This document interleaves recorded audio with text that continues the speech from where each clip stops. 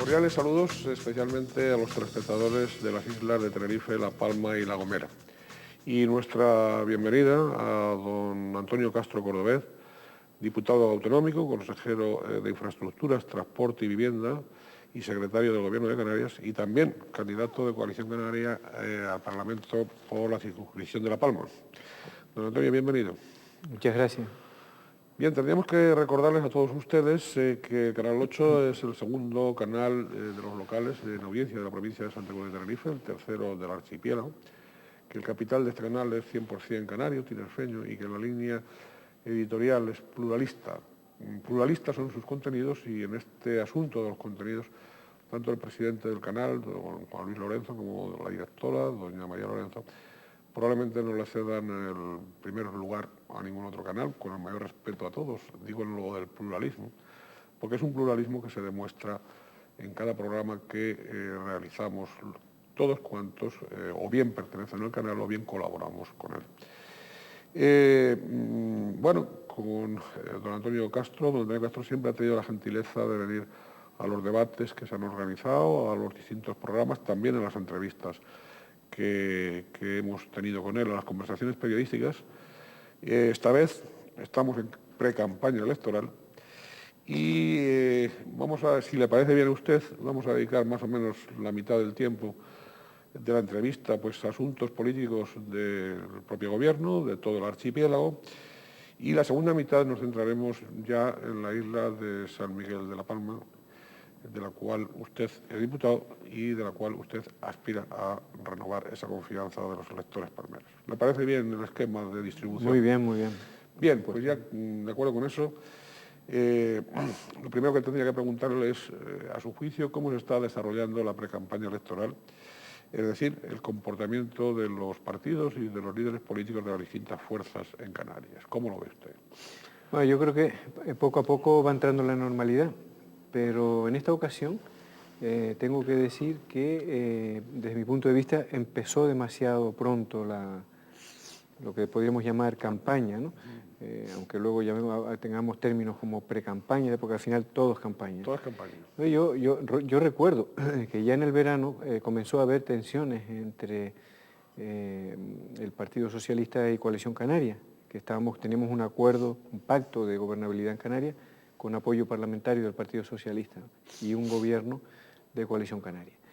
Y que el Partido Popular ha estado en una campaña permanente de de enfrentamiento en un momento determinado contra Coalición Canaria y después también básicamente contra el Partido Socialista, ¿no?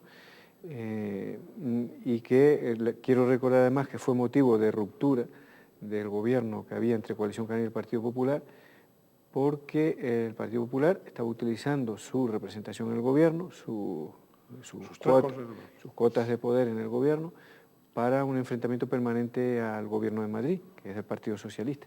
Por lo tanto, ha sido, en ese sentido, una legislatura por lo menos diferente, ¿no?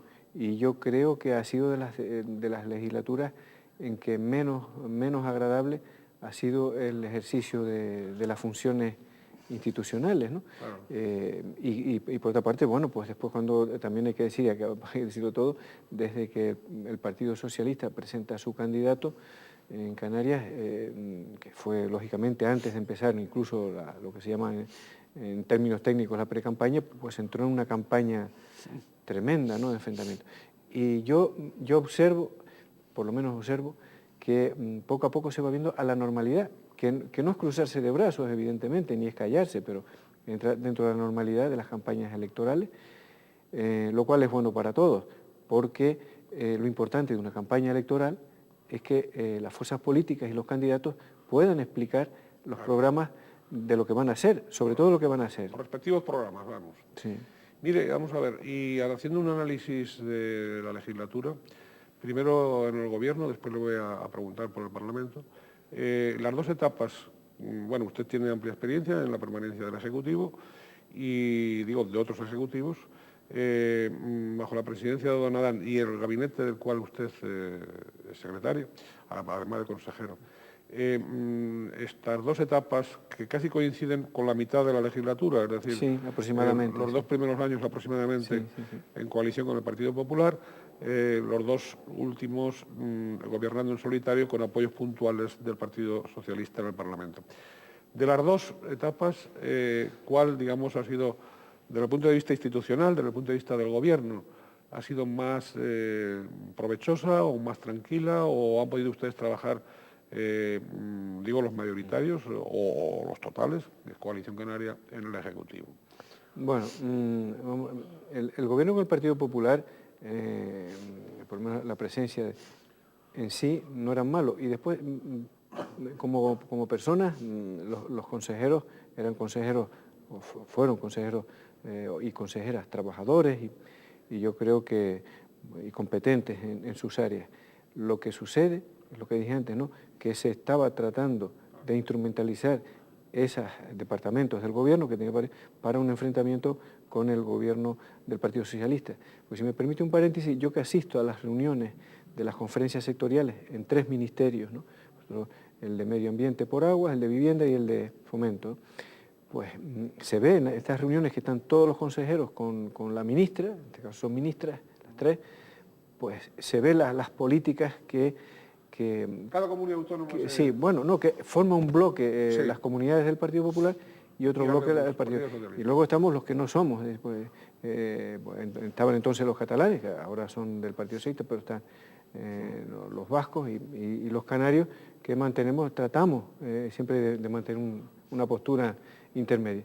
Pues digo, en ese sentido no era mal, pero era muy desagradable y yo creo que con efectos negativos, que es a lo que iba su pregunta, sobre las decisiones que había que tomar, no para el gobierno, sino para Canarias, con respecto al gobierno del Estado, ¿no? Y es lógico que un gobierno de un partido a nivel estatal, sus relaciones y la fluidez de la gestión no sea igual, aunque quizás pues teóricamente no debería ser así, pero las cosas son como son.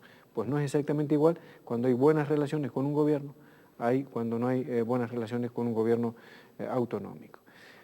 Y en ese sentido, la segunda etapa fue más provechosa. Ha sido más provechosa. Sí, pero no menos compleja, porque yo creo que el Partido Socialista Canario nunca vio con buenos ojos quedarse fuera del gobierno, porque el acuerdo político fue en Madrid, fue con el Partido Socialista de España y Coalición Canaria, ¿no? Porque Coalición Canaria, a través de nuestro grupo en las Cortes, pues tenemos allí una representación como partido, al mismo nivel que lo pueda tener cualquier partido del arco parlamentario de las Cortes.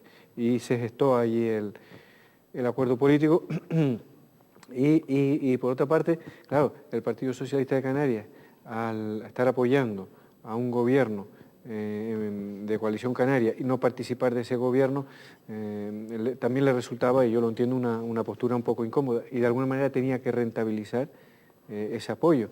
Y ese apoyo, ¿cuál era la manera de rentabilizarlo? Pues a veces paralizando proyectos de ley, discutiendo, negándose a debatir otros, y a veces pues con confrontaciones, ¿no?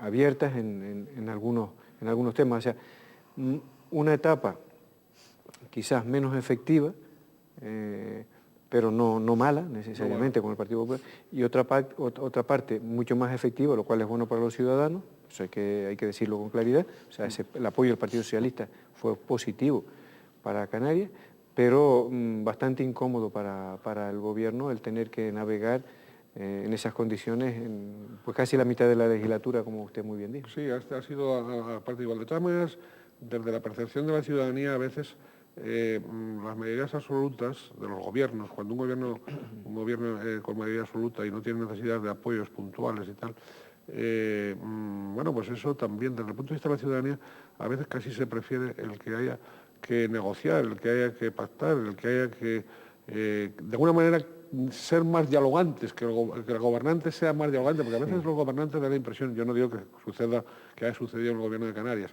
hablo en general, pero a veces da la impresión de que cuando se posee una mayoría absoluta, cualquier ejecutivo, como que, bueno, usa y abusa del monólogo y a veces le falta diálogo, ¿no? Sí. Digo como panorama general. Estoy totalmente de acuerdo. Yo, en mi vida política, toda, se lo digo muchas veces a los compañeros, toda la he realizado en las instituciones que he estado con gobiernos de pactos, ¿no? Siempre. Y Canarias, yo creo que, o sea, si miramos los 25 años para atrás de un gobierno autónomo que hemos tenido y que ha sido muy positivo, Canarias ha avanzado constantemente y ha progresado. Y yo creo que cuando los políticos tienen altura de mira, cuando son conscientes de lo que están allí o de donde estamos, es para gestionar de la mejor manera los intereses públicos y al servicio de los ciudadanos, si eso, ambas partes de un pacto, o las partes que sean de un pacto, pueden ser también más de dos, lo asumen y lo ponen en práctica, eso es mejor que un gobierno en mayoría. Porque los gobiernos en mayoría pueden tener cierta inclinación o cierta tendencia, pues a lo mejor a los excesos, a imponer ideas cuando, bueno, pues realmente las mayorías se pueden alcanzar con un mínimo de votos. Y hay una mitad de ciudadanos que no pensaban lo mismo. El político, cuando gana unas elecciones, sabe que tiene que estar al servicio de todos. Ahora, si los políticos que van a desarrollar esos pactos y que van a ejercer los gobiernos o la gestión de las instituciones no son conscientes de lo que yo digo, sino que lo que están allí es a ver cómo le muerden el tobillo al otro, o ver si le ponen una zancadilla, o ver cómo le comen el terreno, pues claro, eso es peor que un gobierno en mayoría. O sea, todo tiene sus ventajas, todo tiene sus inconvenientes. Los gobiernos de pacto son muy buenos si hay responsabilidad en las partes y se es consciente que tienen que aunar criterios para gobernar. Si no, pues claro, si los pactos, es una guerra permanente que tampoco es buena. O sea que, como digo, no sé qué será mejor pero no necesariamente es malo un gobierno de pacto y no necesariamente es malo un gobierno en mayoría. Sí, casi, si usted me lo permite, lo podríamos comparar con un matrimonio, ¿no? O con una pareja de hecho. Es decir, sí, si hay acuerdo y se llevan bien, la cosa funciona, pero claro, como no se lleven bien, claro, eso debe ser terrible. Claro, si se es consciente de lo que es el matrimonio, de lo que es la familia, la responsabilidad que se tiene, claro, y que todos tienen que esforzarse en que aquello funcione, pues claro que funciona. Claro. Si lo que se está pensando es que la otra parte tiene que hacer lo que yo quiera y lo que yo diga, no sé qué, pues claro, eso no... Mire, y sí, Canarias, el gobierno de Canarias, en el cual usted ha estado y está, etapa 2003-2007, ¿qué balance global del gobierno, del gabinete, ya global, aparte de estas dos etapas, el global del gobierno de Dora Martín? Sí, difícil resumirlo, pero a grandes rasgos, sí, ¿qué logros más importantes se han conseguido y qué otras cosas no se han conseguido? Sí. Tengo que decir que los objetivos se han conseguido casi todos, pero haciendo una síntesis es decir, hemos vivido la etapa del crecimiento más vertiginoso que ha tenido Canarias, en todos los aspectos. ¿Crecimiento en todos los aspectos? Sí, poblacional, económico, cultural, etc. Ha sido la historia lo medirá en el tiempo, pero así. Y en esas circunstancias se ha tenido que estar resolviendo los problemas del día a día, pues la llegada de cayucos, el incremento de listas de esperas en los hospitales, los colegios, haciendo aulas corriendo para los alumnos de los hijos de los inmigrantes, o sea, resolviendo los problemas que genera una verdadera explosión demográfica, ¿no? Como se podría llamar. No habrá sido una explosión, pero ha sido el crecimiento más vertiginoso que ha tenido Canarias en un periodo, en una legislatura, y sentando las bases del futuro de Canarias, que están sentadas. Y eso es algo que no se ve, que posiblemente sea difícil de entender, pero se ha planificado, se han resuelto los grandes asuntos con la Unión Europea de futuro, de consolidación de nuestro régimen económico fiscal.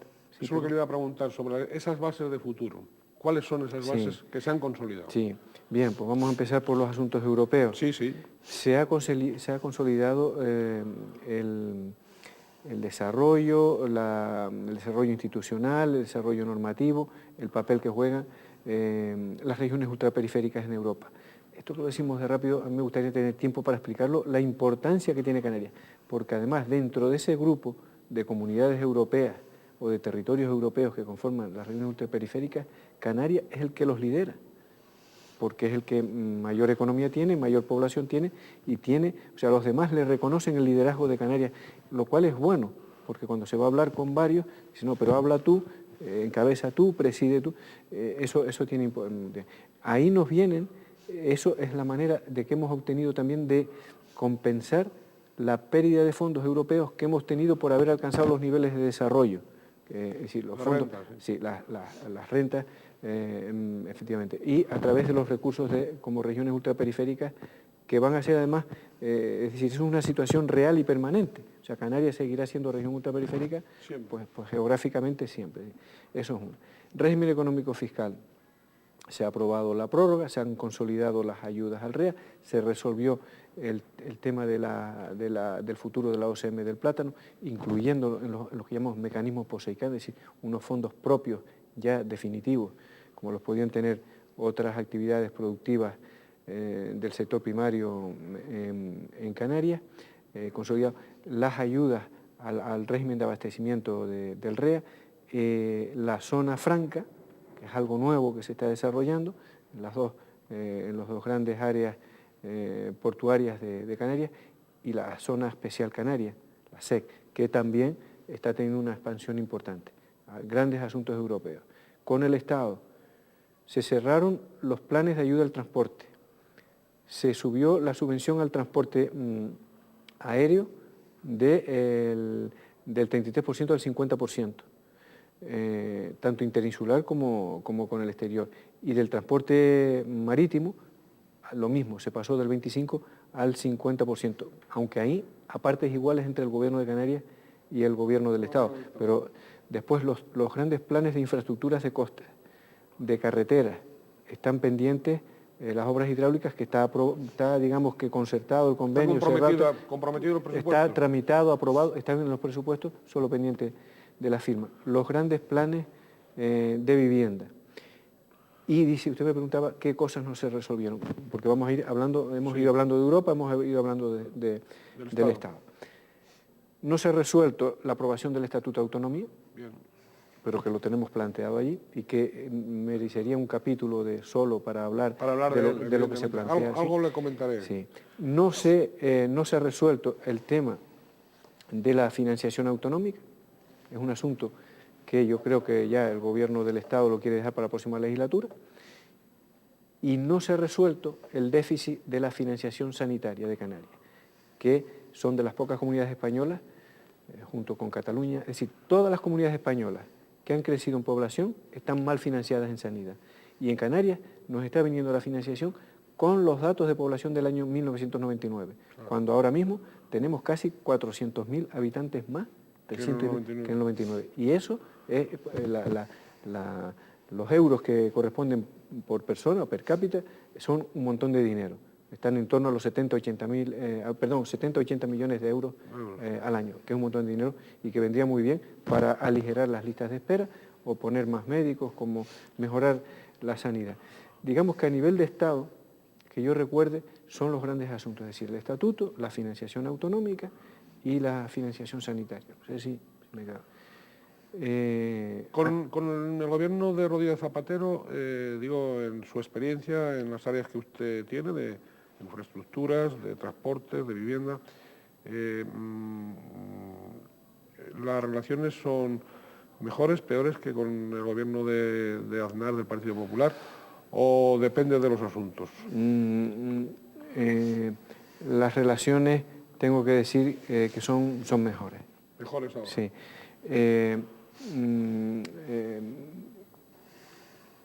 Por lo menos en algunos, en algunas de las tres áreas que yo llevo, ¿no? Digamos que hemos obtenido resultados mayores, las relaciones son pues quizás más fluidas, pero yo también tengo que decir que cuando el gobierno del Partido Popular, porque no sería justo no reconocerlo, que por lo menos en algunas áreas, y en concreto a nivel de carreteras y de obras hidráulicas, había una seriedad absoluta. Otra cosa es que escatimaron recursos, que se pusieron dificultades para ampliar los convenios al final, pero los acuerdos se cumplían estrictamente como estaban establecidos. ¿Y ahora no? No, vamos a hacer los matices. Ahora tenemos mejores acuerdos y con con un contenido económico superior, y en el que decir, el paso que se ha dado en que la gestión y la tramitación de los proyectos y de la ejecución de las obras se haga aquí, con eso se gana en trámites administrativos del orden de año y medio, como mínimo, ¿no? Entonces, lo que quiero decir es que eso no se puede medir igual, porque ahora necesito de menos relación del día a día, cosa que había más antes. Pero las relaciones, las que tenemos del día a día, son extraordinarias en estos momentos. Lo que pasa es que se ha creado un marco que es mucho más favorable para la gestión que el anterior. Y el anterior se cumplía, y bueno, hay que reconocerlo, o sea, cuando se cumple lo que está firmado, lo tienes que... Pero era siempre la letra. La letra. Y bueno, yo tuve dificultades en algunos momentos cuando el dinero no alcanzaba para las obras y no se ampliaban los convenios, y vamos a dejarlo para después de las elecciones generales. Pasó lo que pasó, hubo un cambio de gobierno, pero en cambio a Baleares, donde gobernaba el Partido Popular, pues sí se hizo antes de las elecciones.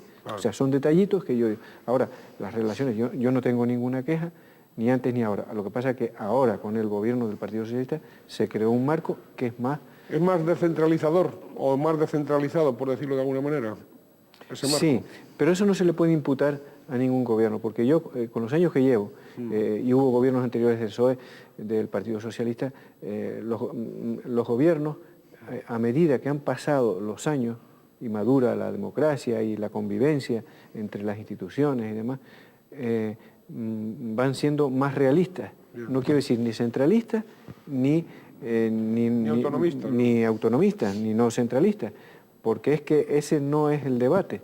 El debate es hacer las cosas bien. Y lo que se puede hacer en un municipio, pues que se haga en el municipio, lo que hay que resolver en la isla, lo que hay que resolver en la comunidad, y Canarias es una comunidad muy especial, que no es comparable, o sea, a Cataluña o al País Vasco. Nosotros estamos en otras condiciones, y cuando hablamos de las autonomías de Cataluña y el País Vasco, Canarias tiene que tener mayor autonomía. Me refiero en cuestiones de autogobierno. Lo que sucede es que lo que hay que tener muy claro es que el Estado somos todos, y que lo que no se trata es de quebrar el Estado. Y entonces, en ese marco, claro, por lo menos políticamente, los gobiernos han ido madurando, todos, unos y otros, ¿no? Y entonces, en estos momentos, estamos a un gobierno menos centralista que el anterior, pero es que el anterior era... Menos centralista que el anterior. Exactamente. Bien. Oiga, he querido entender que ahora ya, por ejemplo, las grandes obras de Canarias, los proyectos, etcétera, se realizan ya aquí, no se realizan en Madrid. Sí. ¿También las adjudicaciones? Sí. ¿Adjudicaciones y todo? Sí, aunque el mecanismo de adjudicación es mixto, porque yo lo quise. Con la ley en la mano no lo teníamos por qué hacer. Pero yo soy consciente de los pasos que hemos ido dando, y para el Ministerio de Fomento y para el Estado, descentralizar la gestión de las obras de carreteras o de puertos es algo que era inconcebible hace 15 años, inconcebible. Y bueno, a mí me ha parecido bueno que en esta etapa, o sea, hemos pasado una etapa que se hacía todo en Madrid, a otra etapa en la que se podía hacer todo en Canarias. Bueno, pues digamos que se va a seguir haciendo en Canarias, o se va a hacer en Canarias, de hacer el 25% hemos pasado a hacer el 75%, pero hemos querido dejar al Estado con el 25%. Y en concreto, las mesas de adjudicación están conformadas al 50%. Por lo tanto, tiene que haber acuerdo entre las administraciones. Sin embargo, es la Administración Canaria la que marca las pautas de las fechas y demás, y los plazos, que es lo que ayuda a agilizar los procesos. Antes nosotros nos pasábamos por ejemplo, la autopista de Santa Cruz a la Laguna, que la arreglamos, ¿no? Que la acondicionamos, el enlace de Guajara, el otro, el Lora Tamayo, etc. Para cualquier modificado, pues estábamos 1 año y medio. Eso ahora lo resolvemos en 4 o 6 meses. Pues es un beneficio para los ciudadanos. Evidentemente, eso no tiene ninguna duda. Cuando algunas voces tinerfeñas, que yo no sé si serán afónicas o no, le achacan a ustedes del que no ha sido sensible con las grandes infraestructuras, con las carreteras de Tenerife y tal, en el contexto del pleito, vamos. Es decir, me imagino que usted, aunque guarda silencio, me imagino que de alguna manera tiene sus propios criterios para explicar la verdad de las cosas, ¿no? Sí, y le puedo asegurar y le puedo jurar que... No falta que lo jure, me fío de su palabra. Que tengo la verdad real, que es la que, yo lo creo, la que vale, ¿no? Y que no son momentos de más. Entonces, cuando se ha hablado en esos términos, o sea, vamos a ver, fallos habremos tenido, pero fallos hemos tenido aquí, en Gran Canaria, en La Palma, en Lanzarote, me refiero en la gestión de mi departamento. Claro. O sea, si ha habido fallos, puede haberlos, o sea que en cualquier lado, porque hemos querido mirar a todos. Pero si una isla nos hemos esforzado, porque es que lo necesita, por mejorar las infraestructuras, pues es Tenerife. Y solo del desconocimiento, y claro, muchas veces dice, bueno, pues tienes que denunciarlo. Pero bueno, yo creo que no me corresponde a mí denunciarlo, no me corresponde. Ese puede haber sido un error mío, pero no. Creo que de las peleas, de los enfrentamientos, de discusiones, sería más malo todavía. Si ha sido malo el que no haya tenido la colaboración, el apoyo, las facilidades necesarias para desarrollar los grandes proyectos, porque no los he tenido en todo momento, pues creo que otro camino mucho peor hubiera sido si abro una confrontación, o una confrontación abierta, porque hemos procurado siempre entendernos y siempre dar facilidades, y normalmente cediendo incluso a cosas, a decisiones que sabíamos que comportaban tiempo y atrasos. Pero hay que asumir las cosas en política como son. A mí, digamos que de alguna manera esas críticas que hayan podido venir son legítimas, pero le aseguro que vienen de un profundo desconocimiento de la realidad de las cosas. Sí me parece peor que eso, que personas que saben dónde está el problema no salgan y lo digan, cuando además he estado hablando con personas del ámbito económico, político, social, etcétera, de todos los ámbitos se sabe dónde están los problemas, pues nadie diga nada. Es decir, incluso algunos de su propio partido. Bueno, yo no voy a hacer, si me lo permite, yo no voy a entrar mucho más graves me lo han dicho de otro partido, ¿no? Pero bueno, cuando un hermano te insulta o te dice un agravio, te duele más a lo mejor que si es uno que pasa por la calle, que sí. Pero eso no quiere decir que sea peor Sobre todo cuando el hermano ha sido tumbón, no ha hecho su deber y las culpas se las ha llevado a usted. Bueno, quizás no es que haya sido tumbón, sino que a lo mejor no es consciente de que hacer un replanteamiento de una situación determinada, de un proyecto, decir, oye, vamos a modificar esto, cuando ya está en una fase avanzada, es que esto, sí, a lo mejor la idea es buena y conviene y sería bueno, pero el perjuicio es mayor ya sí, porque modificar eso supone tiempo, ¿no? Sí. Cositas de estos detalles. Pero no vayamos por esto, me permite brevemente, a pensar que ninguna isla, y en concreto Tenerife, haya estado discriminada. Aquí podemos, un día cuando quieran, yo invito al que quiera a visitar obras importantísimas que se han hecho en la isla de Tenerife y otras que se están haciendo. Y otras que se harán, claro. Sí. ¿Cuál es el problema? Que se podría haber hecho más. Claro. Entonces, vayamos al fondo de la cuestión. ¿Por qué no se ha hecho más? Y veamos proyectos absolutamente concluidos que están ahí, pues ya en la esquina del Departamento de Infraestructuras del Gobierno de Canarias, porque digamos que no tuvieron el apoyo necesario en su momento o la aceptación necesaria. De las grandes obras que... Estando hechos con los trámites legales, que esa es otra, ¿no? Porque las cosas se salen a información pública, pero si después de pasar todos esos procedimientos, al final cuando vas a licitar, dices, no, esos son 3 años. Las grandes obras, sobre todo centrándonos en Tenerife y en La Palma, las grandes obras que hay pendientes en este momento y que a plazo corto y a plazo medio están ya aprobadas. Las que no han comenzado. Sí, las que no han comenzado, pero que están ya comprometidas. Sí.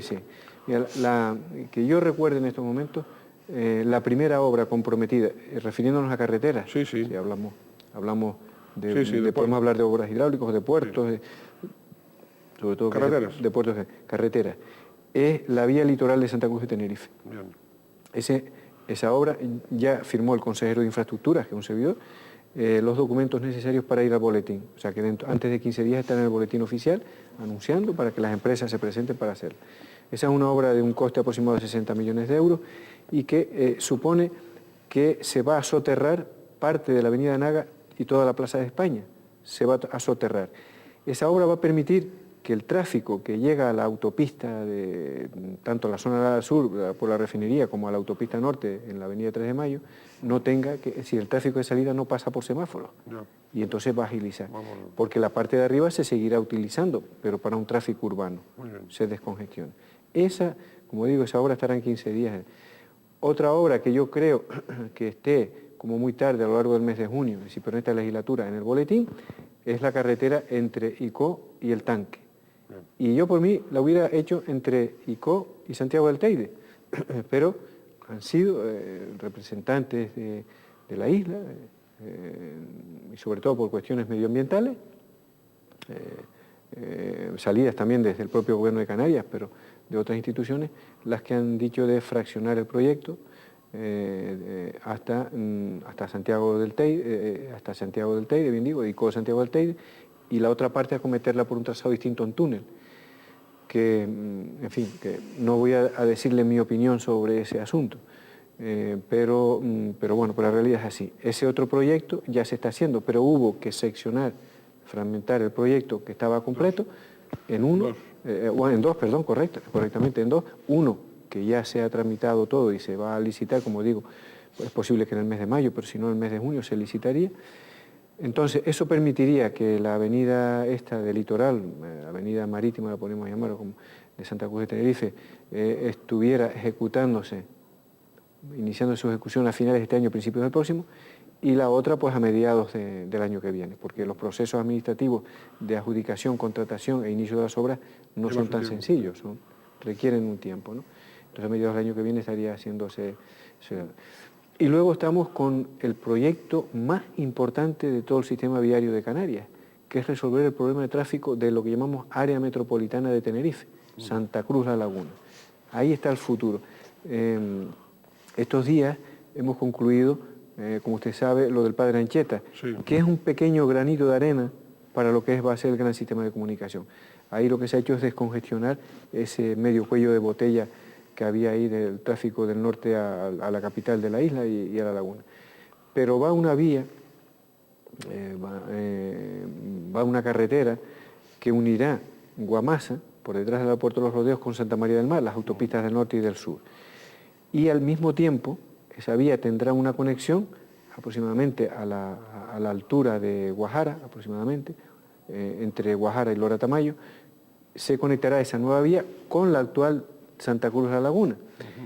Y esa vía desde ese punto continuará hasta Santa Cruz de Tenerife, justamente hasta la altura de la Escuela de Náutica, que es el punto de conexión y que sustituye a la antigua vía de cornisa de Santa Cruz de Tenerife, que estaba pensada, cuando yo llegué a este departamento, estaba pensada como una vía urbana de descongestionamiento de Santa Cruz de Tenerife, descongestión del tráfico, pero que se ha convertido ahora en una red insular, porque no solo va a descongestionar de tráfico Santa Cruz de Tenerife, sino que va a conectar con la laguna, como le digo, a la altura de... Y entonces los vehículos llegarían ahí a ese enlace, llegarían a este enlace que está entre Lora Tamayo y Guajara, y conectarían con la otra vía a través con la que une la autopista de Santa Cruz para el norte o para el sur. Es decir, podría salir un vehículo de San Andrés y no tener que pasar por Santa Cruz de Tenerife, tanto para ir al norte de la isla como para ir al sur, ni por Santa Cruz ni por la laguna, que eso también le va a servir de mucha utilidad a la laguna, porque todo el tráfico interno que tiene la laguna se descongestiona. Y esa vía estará terminada, porque también está contemplado, y hay que decirlo, cuando lleva otra conexión a la altura de Los Rodeos, con esa vía, que pasaría por debajo del aeropuerto de Los Rodeos, y que conectaría con la actual vía de Ronda, y al mismo tiempo una penetración, porque se llama así, hacia Tegueste-Tejina. De manera que el sistema, por simplificarlo, ese sistema viario que tardará y no, en estar completamente terminado, es decir, empezará a tener parte de las obras hechas en unos 4 años y no terminará de hacerse antes de 8 años. Así que en un plazo máximo de unos 8 años estaría completamente. En ese momento, el área metropolitana, lo que es el tráfico exterior, interinsular y de aeropuertos, puertos, conexiones entre municipios, no pasaría ni por Santa Cruz ni por La Laguna. Y Santa Cruz tendría 3 salidas, frente prácticamente a una que tenía hasta hace poco. Porque eso es grave en una ciudad, porque se congestiona, o sea, por un motivo, por un incidente, se cierra la autopista del norte actualmente y se colapsa la ciudad de Santa Cruz de Tenerife. Claro. Sí. Mire, don Antonio, para todos estos proyectos, para todas estas realizaciones, está ya, digamos, previsto la financiación. La financiación. Sí. Financiación europea y financiación del Estado también. Sí, sí. Vamos a ver, esos son unos dineros que le corresponden a Canarias vía REF. Bien. Y se los tiene que dar el Estado. Como se los dé el Estado es lo de menos, pero esos son unos dineros que le corresponden a Canarias, que el Estado, vía ley de régimen económico fiscal, tiene que invertir en Canarias. Bien. Si el Estado luego lo justifica con fondos europeos o con fondos propios, eso es una cuestión del Estado.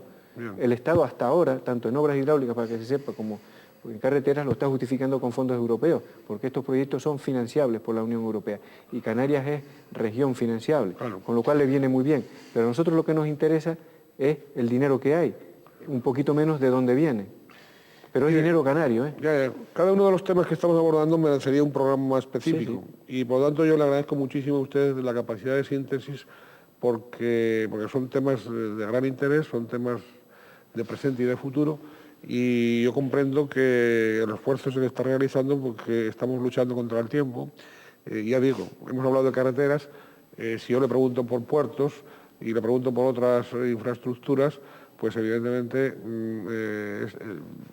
decir, sí, digamos, pero de puertos sí quería decir díganos algo de puertos. 2 obras trascendentales, claro, que el gobierno de Canarias aprobó el otro día la financiación para el puerto de Garachico, casi 50 millones de euros, y en Tenerife, ¿no?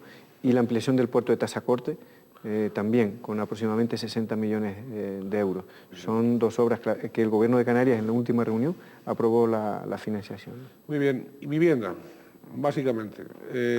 Por cierto, hay algunos candidatos ahora de algunos partidos que prometen viviendas. Comprometen miles de viviendas, sí, miles de viviendas, pero muchos miles, sí. Muy poco tiempo. Sí.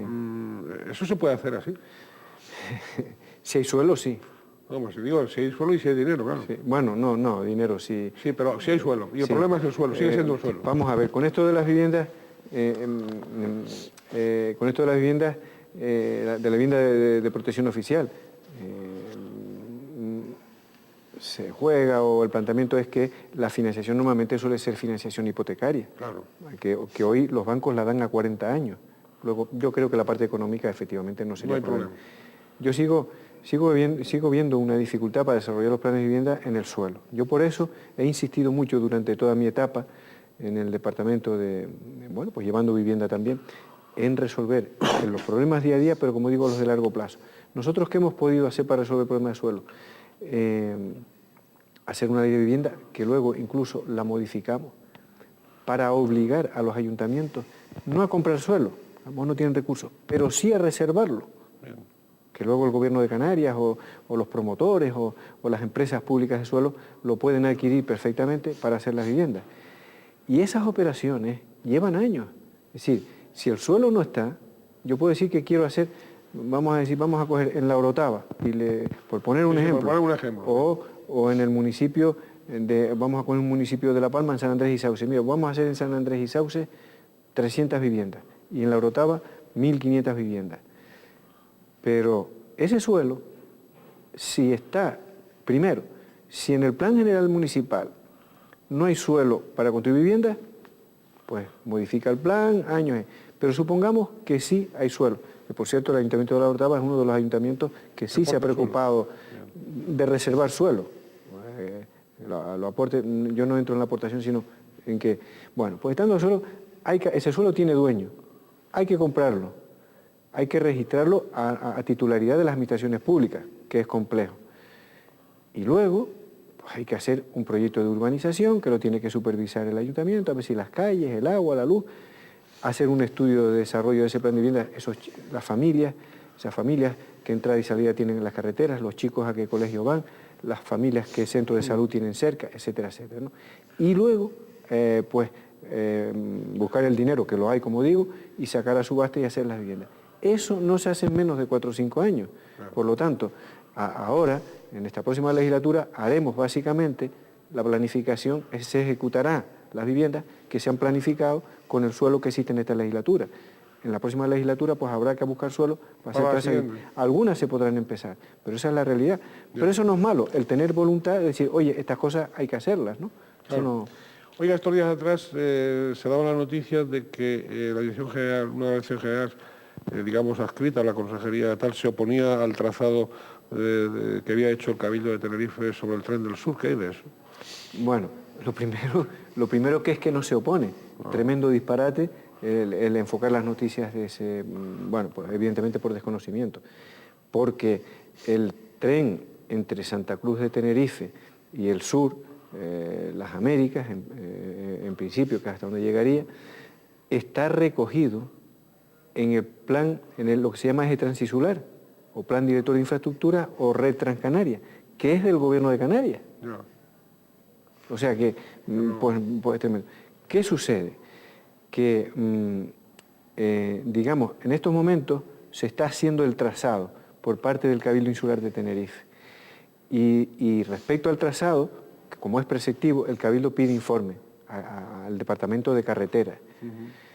Y el Departamento de Carreteras elabora un informe con distintas cuestiones técnicas que se tienen que resolver porque afectan a la carretera, a la actual.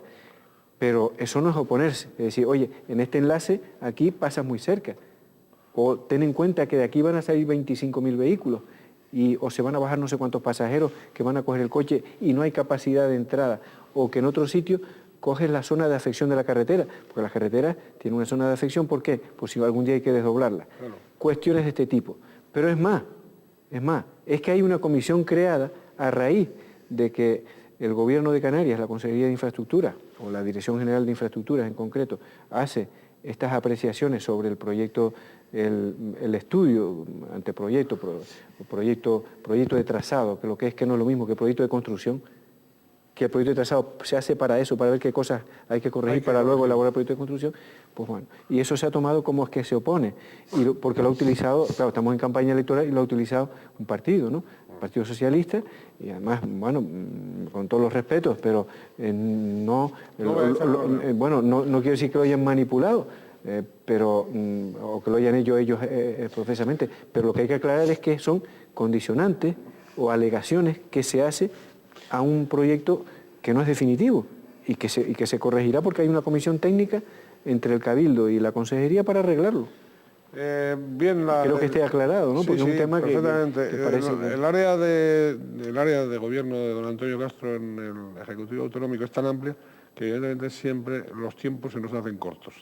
Y algo tenemos que decir de La Palma. Ya ha hablado de Tazacorte, del puerto, ha hablado de algunas otras cosas, pero yo sí quería preguntarle, ya centrándonos más en La Palma, del momento económico que vive la isla, y qué perspectivas hay.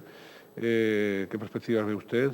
Y ahí ya, digamos, le preguntaría pues por la situación del plátano y en general de la economía palmera, ¿no? ¿Cómo ve usted? Bueno, el plátano, que en La Palma tiene una importancia, es la isla en que, de todas las Islas Canarias, es la que mayor importancia tiene, en términos relativos, ¿no? Dentro de su estructura económica. Y el plátano tiene garantizado su futuro respecto a la garantía de las rentas de los agricultores. Y eso es incuestionable. Y la nueva etapa incluso va a ser mejor que las etapas anteriores. ¿Qué sucede en el cultivo del plátano?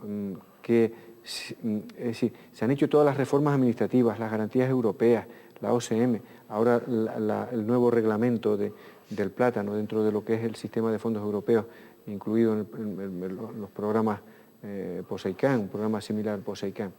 Se han modernizado las explotaciones, los agricultores han hecho unos esfuerzos tremendos, riegos, modernización de riegos por goteo, tecnologías de los tratamientos,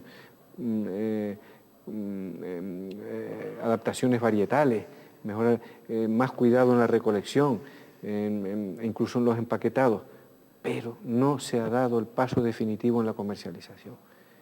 Y quisiera... Pero esto es de los propios plataneros el problema. Evidentemente, que eso es algo que no lo va a resolver Europa, ni el gobierno de Canarias, ni el gobierno de Madrid. Tienen que resolver ellos. Claro, porque, hombre, los problemas de la papa, ¿quién los resuelve? O lo resuelven las cooperativas de las papas, claro. o el tema de los vinos, la denominación de origen, se han puesto de acuerdo, tienen una denominación de origen, es un sector que ha avanzado, etc. Y aunque se ha avanzado mucho, y como muchas veces se hacen críticas, y yo hago una defensa de las personas que trabajan al frente incluso de la organización de comercialización del cultivo del plátano, ¿no? Desde mi punto de vista, son personas cualificadas. ¿Qué sucede? Que siguen sin tener la valentía de dar el paso que falta, que es no la unificación, porque yo creo que cada uno puede seguir teniendo su área de actividad, pero sí es la unidad a la hora de comercializar, que no es la unificación. Coordinarse. Son términos diferentes. Coordinarse. Exactamente. Armonizarse. Armonizarse. Eso quiere decir la unidad. Es decir, una estrategia unificada, que no significa una unificación de estructuras, sino una estrategia unificada. Y eso lo sabemos todos, Y yo lo que estoy insistiendo es animar, en lugar de criticar, pero sí creo que ya se debería hacer un esfuerzo, y que es exigible. Este esfuerzo yo creo que ya es exigible por el propio agricultor. El propio agricultor ya no sabe dónde más ir, entonces, o no sabe qué paso siguiente dar, no lo sabe. Entonces yo creo que quienes tienen la responsabilidad de gestionar tienen que tener la valentía de hacer eso y convencer a sus dirigentes del sector agrario o de la cooperativa o de la organización de productores, oye, esto hay que hacerlo. Y igual que cuando los políticos tenemos que hacer un pacto y tenemos que ceder, pues para unificar. Y después, ¿esto es tan sencillo y con eso solo queda arreglado? No. A partir de ahí empezará una etapa, incluso a veces de aprendizaje, donde puede que haya momentos y experiencias negativas, pero digamos que habrá una solidez mucho mayor a la hora de defenderse de la competencia exterior, de la estrategia de los importadores que hay en los mercados, etcétera, etcétera, ¿no? El turismo, las comunicaciones, los transportes... Sí, vamos a hablar un poquito, efectivamente. Volviendo, el problema, es decir, el futuro de La Palma no pasa ya solo por el cultivo del plátano, que es una cuestión esencial y que, como digo, los aspectos que hay que solucionar están en nuestras manos, están aquí en nuestra tierra, ¿no? Y están en Tenerife, no solo en La Palma y en Gran Canaria, el tema del plátano, sino que la Palma que inicia, se ha sentado las bases en esta legislatura, mediante la planificación, para una etapa de desarrollo, que queremos que sea un desarrollo sostenible. En La Palma esto es clave y acorde con los valores paisajísticos y de riqueza paisajística y cultural que tiene nuestra isla de La Palma, ¿no? Tiene que ser enfocado, pero en ese ámbito es absolutamente necesario la diversificación económica. Y La Palma, hoy, el primer paso está en el ámbito turístico, por muchas razones, por los beneficios que le va a traer en las comunicaciones, por el desarrollo de la economía y porque eso va a tirar de otros sectores, pero también lo está en el comercio, en la industria, en la artesanía y en el ámbito cultural. Todas esas áreas, todos esos sectores se verán beneficiados de una estructura económica más diversificada. ¿Industria, don Antonio, de qué? ¿De transformación? Claro, mire, si nosotros, sí, evidentemente, fundamentalmente, pero una industria de artesanía, de alimentación, incluso de producción de determinados bienes y equipos, pero también, los talleres mecánicos es una industria. Entonces, La Palma está necesitada de una economía de escala, con los parámetros que tenemos. Los niveles de economía que tenemos ahora no lo alcanzamos, ni con los niveles poblacionales tampoco. Entonces, el sector que primero tiene que dar el paso, porque si no, es el turismo. ¿Por qué? Porque el turismo consumirá queso, pues habrán industrias queseras. El turismo pues necesitará de vehículos, se necesitará para la administración de todo eso de profesionales, economistas, abogados, médicos. Habrá más personas, crecerá la población, pues evidentemente necesitan colegios, médicos. Es decir, los jóvenes, la gran cantidad de jóvenes, uno de los valores mayores que tiene hoy Canarias es que está ante la generación más formada de toda su historia, la juventud más formada y más preparada. Es una pena que esa gente se vaya fuera de Canarias o fuera de La Palma. Entonces nosotros tenemos que preocuparnos por crear el desarrollo adecuado y que no sea irreversible, sino un desarrollo adecuado que nos genere riqueza de verdad y riqueza de calidad para que todas esas personas se puedan trabajar en su tierra y puedan ser parte y conformar una parte de lo que es pues, una estructura económica global y una generación de empleo de calidad, en fin, lo que es como digo, una estructura económica y social adecuada. Y entonces, pues como digo, el primer paso es dar. Pero es que el turismo, cuando hablamos del turismo, el turismo es el que nos va a garantizar unas comunicaciones aéreas y marítimas más fluidas, más baratas. Es la que va a hacer que se eviten los problemas que a veces que hemos padecido últimamente, de que las compañías navieras, como ha hecho Transmilenio en algún momento, se plantean abandonar líneas. Pero claro, si se abandona una línea es por falta de rentabilidad. Entonces, estamos en una economía de mercado. Solo se sustituye con una obligación de servicio público. Se puede poner, pero una obligación de servicio público no es decir, es garantizar los mínimos esenciales. Eso no es una perspectiva de desarrollo. Pensar como una solución de cara al futuro, que si pues no vienen las navieras, pues que me pongan una obligación de servicio público. No nos engañemos a nosotros mismos. Si eso es así, es que lo otro va mal. Entonces, claro, como digo, necesitamos. Y La Palma está en estos momentos en la etapa en que en la próxima legislatura tiene que empezar, no ya a plantearse, a planificar, sino empezar a andar. Se tendrán que construir una serie de infraestructuras turísticas, alojativas y de otro tipo de ocio, se tendrán que construir las infraestructuras del sistema viario, se tendrán que mejorar sus puertos, el aeropuerto se termina ya dentro de un año y pico, la ampliación del aeropuerto que está preparado para eso, y como digo, pues La Palma tiene que iniciar un crecimiento que tiene que ser cuantitativo, pero que mucho más importante que cuantitativo es que sea cualitativo. Esa perspectiva no la podemos. Cuando hablo cualitativo, digo, cuidado con conservar nuestro paisaje, de alguna manera enaltecer, respetar, cuidar al máximo nuestros espacios naturales protegidos y aprovechar la inmensa riqueza cultural, artística, artesana que tiene la isla de La Palma. Y al mismo tiempo todo eso tira del resto de la economía. Cuando hablábamos industria, hablábamos comercio y como decíamos, pues de los transportes y de la generación de empleo, ¿no? Don Antonio, se nos ha ido el tiempo, fíjese. Pues, ¿Cuántos diputados van a sacar Coalición Canaria en la isla de La Palma? Mire, hágame una prospectiva, que se dice, los cursos. Las prospectivas las hay, los partidos hacen encuestas. Lo que vaya a haber después de las elecciones y lo que vaya a tener Coalición Canaria será lo que quieran todas las palmeras y palmeros que mis paisanos y mis paisanas, lo que quieran, eso será lo que sea. Y lo que hagan bien hecho estará.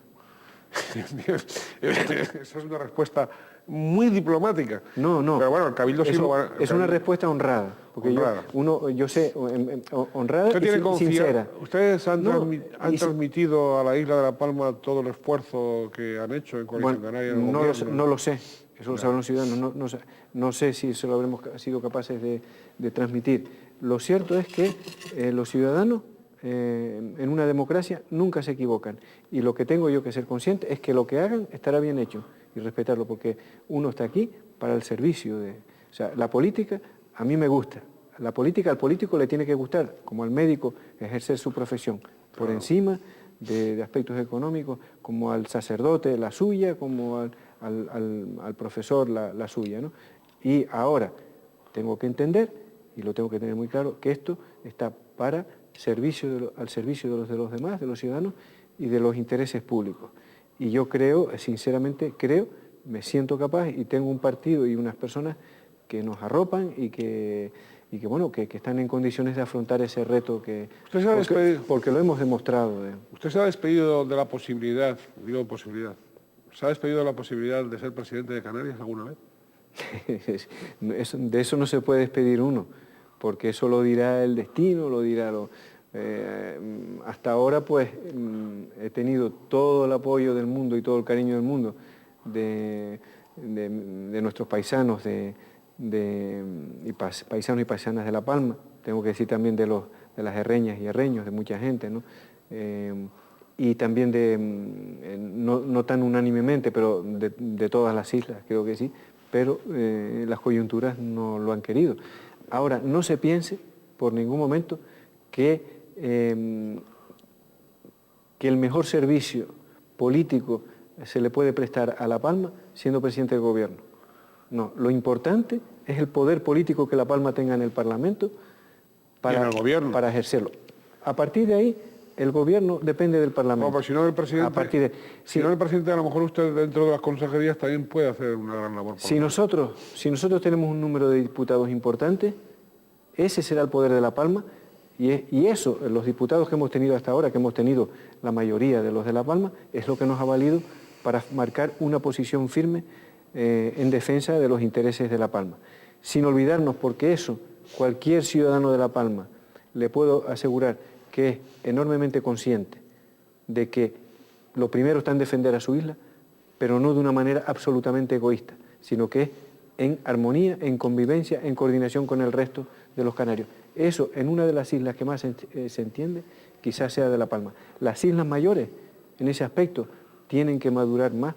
No digo los ciudadanos quizás, pero los dirigentes tienen que madurar más en saber y responder de la misma manera, que necesitan de las islas menores y que no es malo que las llamadas islas menores o islas periféricas, como se quiera, sería bueno que también dirigieran esta tierra en algún momento, por varias razones, pero no sería malo. Ahora, las cosas son como son, la realidad es la que es, entonces lo importante, al final, que es a lo que iba, porque lo que hemos estado hablando son cuestiones de imagen, la presidencia, no sé qué, se cree que el presidente tiene un poder absoluto y en esta tierra no lo tiene, ni lo debe tener, tiene que tener un poder compartido. Entonces ese poder compartido pues es importante que si nosotros tenemos un número de diputados podamos exigir que ese poder a La Palma, en este caso, otros exigirán a otras islas, pero que a La Palma se le dé lo que le corresponde. Muy bien, pues que así sea, que a La Palma y a todas las islas se les dé lo que les corresponda equitativamente a cada una. Ese es el principio de la armonía, ese es el principio del entendimiento. Y para un archipiélago, la naturaleza del archipiélago nos pide precisamente esos niveles de comprensión. A veces, evidentemente, hay incomprensión en las Islas Mayores, empezando por los de su propio partido, y digo, por Coalición Canaria, y siguiendo por los demás.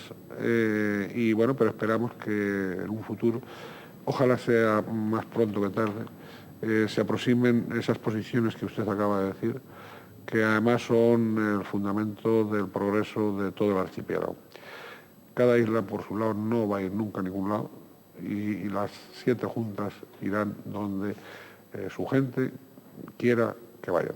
Muchas gracias, don Antonio, mucha suerte en las urnas, que haya un reconocimiento en la isla de La Palma a ese trabajo serio, a ese trabajo riguroso, a ese trabajo honrado que usted encabeza, que usted representa, que usted significa.